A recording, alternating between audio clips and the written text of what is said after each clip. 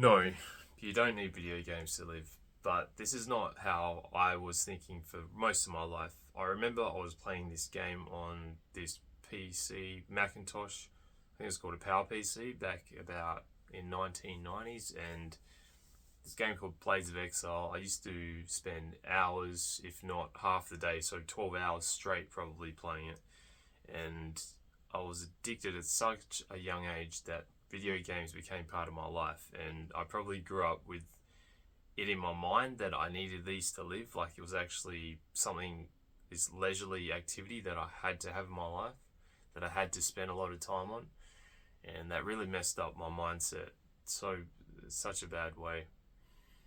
So just know, obviously, it's a form of entertainment and a leisurely activity, and for survival, you basically need water, shelter, food, and clothing. So you do not need video games to live, even though you might think you do. It's just entertainment, and it's if you're addicted to it, it's obviously unhealthy. So best to find what void you can do without video games, and just fill in whatever you need to get in your real life from video games. So if video games give you satisfaction of creativity, find something creative to do in real life that satisfies you. If it's the social connection, well then go socialize, and preferably, do a sport, get that competition aspect that you get from video games in the real life, and achievement and goals and exploration. So go on a hike and socialize with a friend. You're getting lots of sunlight, which is very healthy, being out in nature. So it's really important to prioritize getting what you're feeling from video games in the real world in the healthiest way possible, that you can tolerate and that you enjoy as well. Obviously, that would make it so much better. And usually, if it's harder to do, you'll actually feel better after you just complete it. It'd be more of like a challenge, and then you get that sense of accomplishment after you achieve that kind of bit of an effort driven task.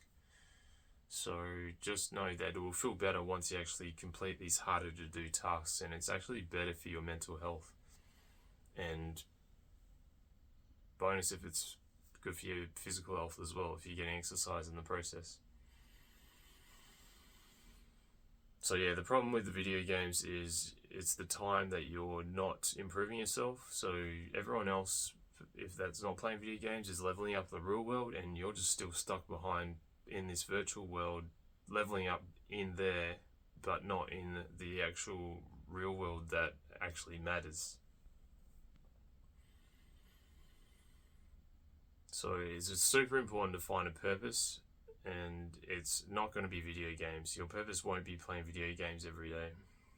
Just make sure you find something that you really enjoy doing, become incredibly focused on it, because there have been lots of studies done that when you're focused, you're actually happier.